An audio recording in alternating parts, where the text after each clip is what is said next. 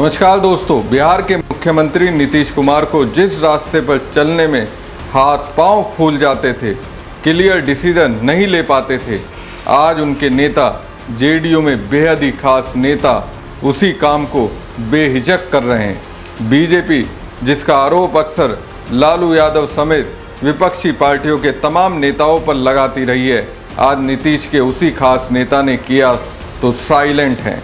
सुना है नीतीश के इस खास नेता को सरकार की ओर से एक बढ़िया वाला गिफ्ट मिला है। अच्छा दोस्तों, आप लोग अगर 50 के पार हैं तो बताइए आपकी प्राथमिकता क्या होती है। आपकी प्राथमिकता यही होती है कि आपके बच्चे, फिर चाहे बेटा हो या बेटी, उनके कैरियर में स्टेबिलिटी आ जाए। यही स्टेबिलिटी नीतीश के लिए इस वक्त बेहद ही विश्वसनीय बने जेडीयू कार्यकारी अध्यक्ष संजय झा ने अपनी बेटियों के लिए किया और उन्हें सहयोग मिला बीजेपी के ऊपर से। उन्होंने अपनी बेटियों को सेटल कर दिया, लेकिन करियर इतनी आसानी से सेटल नहीं होता है जब तक कि ऊपर से सहयोग ना मिला होता। अब देखिए, 20 साल से बिहार की सत्ता में शीर्ष पर रहने के बाद भी सीएम नीतीश कुमार अपने बेटे निशांत कुमार की राजनीति को सेटल अब तक नहीं कर पाए। कहीं ना कहीं उनको अपनी बनी बनाई छवि की फिक्र होती है, लेकिन नीतीश कुमार जिस रास्ते पर चले हैं उस रास्ते पर उनके खास नेता क्यों नहीं चल पा रहे हैं? सब कुछ भूलकर क्यों परिवारवाद की जद में हैं? अब जबकि नीतीश कुमार के सामने पूरा मामला आ गया है, क्या वो अपने बेहद ही खास संजय झा से दूरी बनाएंगे? चलिए पूरा मामला आपको बताते हैं। संजय झा ने क्या कारनामा किया है, परिवारवाद पर विपक्ष की तफरी लेने वाले बीजेपी ने कैसे साथ दिया, सब कुछ आपको बताते हैं। बिहार में एक बार फिर परिवारवाद का मुद्दा चर्चा में है। दरअसल राष्ट्रीय जनता दल के नेता और बिहार विधानसभा में विपक्ष के नेता तेजस्वी यादव ने जेडीयू के कार्यकारी राष्ट्रीय अध्यक्ष संजय झा पर निशाना साधा है। तेजस्वी ने संजय झा की 2 बेटियों अध्या झा और सत्या झा को सुप्रीम कोर्ट में ग्रुप ए पैनल काउंसिल के रूप में नियुक्त किए जाने पर सवाल उठाए। तेजस्वी यादव ने परिवारवाद और विशेषाधिकार का क्लासिकल उदाहरण करार देते हुए दलित, पिछड़े और अति पिछड़े वर्गों के अधिकारों को छीने जाने का आरोप लगाया है। तेजस्वी ने सोशल मीडिया प्लेटफॉर्म एक्स पर अपनी बात रखते हुए कहा कि जेडीयू के कार्यकारी राष्ट्रीय अध्यक्ष संजय झा की दोनों बेटियों को सुप्रीम कोर्ट में एक ही दिन ग्रुप ए पैनल काउंसिल बनवा दिया गया है, जिन्हें कोई विशेष कार्य का अनुभव भी नहीं है। जेडीयू के कितने दलित, पिछड़े और अति पिछड़े नेताओं, सांसदों, मंत्रियों अथवा कार्यकर्ताओं के बेटे बेटियों को ये विशेषाधिकार प्राप्त है कि एक ही दिन में बिना अनुभव के ये उपलब्धि प्राप्त कर लें। लेकिन पिछड़े, अति पिछड़े और दलित इसलिए ही तो वो वंचित ठहरे। दलित, पिछड़ों, अति पिछड़ों की मेरिट, प्रतिभा, हक और अधिकार को कैसे छीनकर भी कुछ लोग बेशर्मी से जन्मजात श्रेष्ठ और मेरिटधारी बनने रहने का स्वांग रचते हैं। यह इसका क्लासिकल उदाहरण है। बिहार में बीजेपी जेडीयू राज में परिवारवाद का किस तरीके से खुला खेल चल रहा है, उस पर तेजस्वी यादव ने और भी चौंकाने वाले खुलासे किए। उस पर आए उससे पहले जिस पद पर संजय झा की बेटियों को नियुक्त किया गया है, वो आखिर क्या होता है, जान लेते हैं। इससे समझ में आएगा किस तरह से नेताओं को अपने पाले में लाने और पार्टियों को कमजोर करने के लिए बीजेपी क्या करती है। दरअसल कानून की पढ़ाई कर चुकी संजय झा की दोनों बेटियों की सेवा वकीलों के ग्रुप ए पैनल में ली गई है। चलिए विस्तार से जानते हैं इस पद के बारे में। सुप्रीम कोर्ट में ग्रुप ए पैनल काउंसिल एक महत्वपूर्ण कानूनी पद है। ये पद भारत सरकार के अलग अलग मंत्रालयों, विभागों और सार्वजनिक क्षेत्र के उपक्रमों का सुप्रीम कोर्ट में प्रतिनिधित्व करने वाले वकीलों को दिया जाता है। इसका मतलब है कि ये वकील भारत सरकार की ओर से सुप्रीम कोर्ट में मुकदमों की पैरवी करते हैं। ग्रुप ए पैनल काउंसिल का मुख्य कार्य सुप्रीम कोर्ट में भारत सरकार से संबंधित अलग अलग मामलों में कानूनी सलाह देना और उनका प्रतिनिधित्व करना है। इसमें अलग अलग प्रकार के दीवानी, आपराधिक, संवैधानिक, सेवा और अन्य मामले शामिल हो सकते हैं। सरकार की ओर से वकील के पैनल को आमतौर पर उनकी एक्सपर्टीज और अनुभव के आधार पर अलग अलग श्रेणियों जैसे ग्रुप ए, बी, सी में बांटा जाता है। ग्रुप ए पैनल में वो वकील होते हैं जिनके पास सुप्रीम कोर्ट में पैरवी करने का व्यापक अनुभव और एक्सपर्टीज होती है। संजय झा की बेटियों के पास दोस्तों ये अनुभव नहीं है। आमतौर पर इस पद के लिए सुप्रीम कोर्ट में सिविल, सेवा, श्रम, मध्यस्थता मामलों और अन्य मामलों को संभालने का कम से कम 10 साल का अनुभव आवश्यक होता है। कानून के विभिन्न विषयों की गहरी समझ होनी चाहिए। उच्चतम न्यायालय में प्रभावी ढंग से तर्क प्रस्तुत करने की क्षमता महत्वपूर्ण है।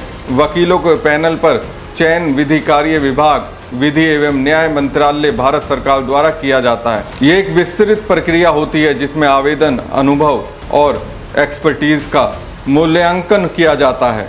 पैनल काउंसिल को प्रति सुनवाई या प्रति मामले के हिसाब से निर्धारित शुल्क का भुगतान किया जाता है। ग्रुप ए पैनल काउंसिल के लिए ये शुल्क अन्य श्रेणियों के काउंसिल की तुलना में अधिक होता है, जो उनके अनुभव और मामलों की जटिलता पर निर्भर करता है। उदाहरण के लिए 2014 के एक पुराने नियम के अनुसार ग्रुप ए वकील को नियमित मामलों के लिए 75,000 रुपये और अन्य मामलों के लिए 25,000 रुपये प्रतिदिन का शुल्क मिलता था। ये दरें समय समय पर संशोधित होती रहती हैं। यानी मालामाल मिथिला का विकास भाजपाई कुछ इस तरह से करेंगे। इससे पहले तेजस्वी ने बिहार में जमाई आयोग के गठन का तंज कसते हुए मुख्यमंत्री नीतीश कुमार और प्रधानमंत्री नरेंद्र मोदी पर निशाना साधा था। क्या कहा था आप भी सुनिए। जो डीके बॉस का जो हम कह रहे थे, अब महिला आयोग में सदस्य के तौर पे उनकी पत्नी को बनाया गया है और कैटेगरी है गैर सरकारी यानी शिक्षाविद। क्या बिहार में और कोई शिक्षाविद नहीं है इनके अलावा? कोई और बिहार में पढ़ा लिखा नहीं है क्या इनके अलावा? और बड़ा इंटरेस्टिंग चीज़ है, इन्होंने अपने पति का नाम नहीं लिखा है, अपने पिता का नाम लिखा है। यानी छुपाने की कोशिश की गई है। यानी चोर के दाढ़ी में तिनका। अब मुख्यमंत्री अचेत हैं या वो करवा रहे हैं, ये तो मुख्यमंत्री जी को जवाब देना चाहिए। जो दलित विरोधी लोग हैं, जो अति पिछड़ा विरोधी लोग जो है, जो अल्पसंख्यक विरोधी लोग हैं, आज पूरा वही वैसे ही सोच के लोग जो है सचिवालय पे कब्जा कर चुके हैं। ये इतना गंभीर मामला है। भाजपा के जनता दल यूनाइटेड के कार्यकर्ता बेचारे इंतजार करते रह गए कि हमारा नंबर कब आएगा, हमारा नंबर कब आएगा। वैसे निष्ठावान कार्यकर्ताओं को जगह नहीं मिली है। और प्रधानमंत्री जी आते हैं, परिवारवाद के बारे में बड़ी बात करते हैं, बड़ा जिक्र करते हैं, परिवारवाद हो गया, परिवारवाद हो गया। अब बताइए कौन क्या कर रहा है? छुपा छुपा करके किया जा रहा है, मलाई खिलाया जा रहा है, रेवड़ी जो है बांटा जा रहा है।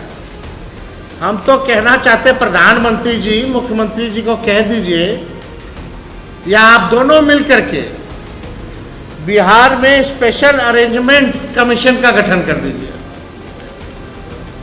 स्पेशल अरेंजमेंट का, फल्ला जी के दामाद को, फल्ला जी के पत्नी को, फल्ला जी का बेटा बेटी को वहां डाल दीजिए। अब बचा क्या है बिहार में?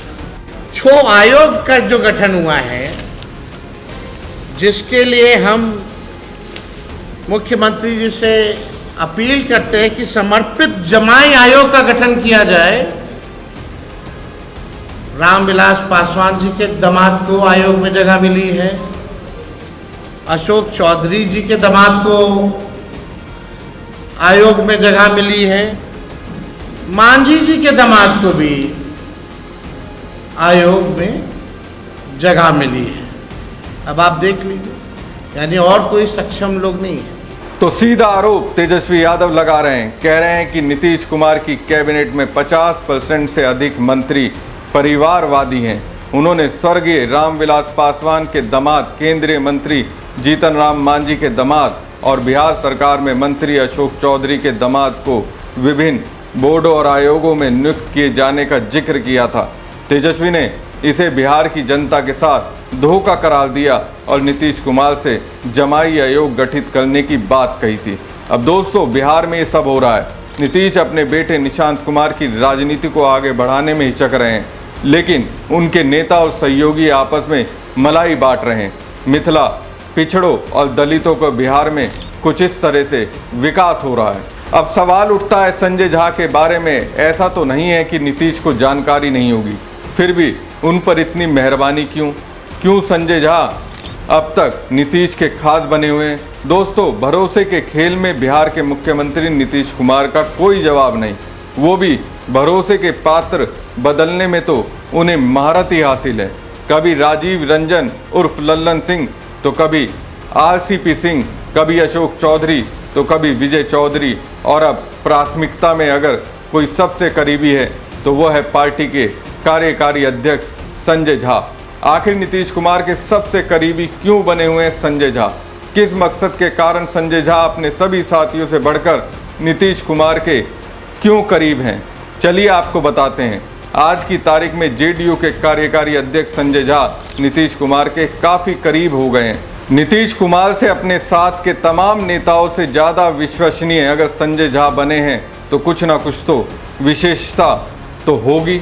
ऐसा नहीं होता तो पाकिस्तान आतंकवाद को सपोर्ट करता है, ये दुनिया को समझाने के लिए संजय झा को जिम्मेदारी नहीं देते। मुख्यमंत्री नीतीश कुमार से संजय झा की अत्यधिक करीबी का पता इस बात से ही चलता है कि मार्च 2024 में भी इंग्लैंड की यात्रा पर जब नीतीश कुमार दिल्ली से रवाना हुए तो तब जेडीयू के राज्यसभा सदस्य संजय झा भी उनके साथ गए। नीतीश कुमार ने तब साइंस सिटी के भ्रमण और इंग्लैंड के निवेशकों से बात करने के लिए सबसे उपयुक्त संजय झा को ही समझा। बीजेपी छोड़कर जेडीयू में आए संजय झा का नीतीश कुमार का करीबी बनने के कई कारण हैं। बीजेपी को छोड़कर जेडीयू में मुख्य रूप से नीतीश कुमार की छत्र छाया में राजनीति की दूसरी पारी खेलने आना एक बड़ा कारण बना, वो भी पूरी निष्ठा और विश्वास के साथ। बीजेपी से जेडीयू के बेहतर रिश्ते बनाने की भूमिका में संजय झा को नीतीश कुमार का विश्वसनीय चेहरा बनाया गया। नाराज नीतीश कुमार जब महागठबंधन में गए, समझा बुझाकर एनडीए में लाकर उन्हें सही और सुरक्षित राह दिखाई। बीजेपी के बड़े बड़े नेताओं से लेकर प्रदेश स्तर के नेताओं से संपर्क रहने के कारण बीजेपी के नीतिगत फैसलों से हमेशा वाकिफ रखना और नीतीश कुमार को सही फीडबैक देना, बीजेपी और जेडीयू के बीच सीटों के बंटवारे या फिर स्थानीय उम्मीदवारों के चयन में न्यूट्रल समझ के साथ फैसले लेना। कह सकते हैं संजय झा मीडिएटर की भूमिका निभाते हैं। वैसे भी भारतीय राजनीति में मीडिएटर की भूमिका निभाने वाले नेता माला माल हुए हैं। हालांकि राजनीतिक जगत में ये भी चर्चा है कि जेडीयू की रणनीति पर अमित शाह की सलाह हावी होती जा रही है। इसका खुलासा खुद मुख्यमंत्री नीतीश कुमार ने ही प्रशांत किशोर के मामले में किया। तब नीतीश कुमार ने ही प्रशांत किशोर के राष्ट्रीय उपाध्यक्ष बनाने के प्रकरण पर पर्दा उठाते हुए कहा था कि अरे वो तो अमित शाह के कहने पर प्रशांत किशोर को राष्ट्रीय उपाध्यक्ष बनाया था।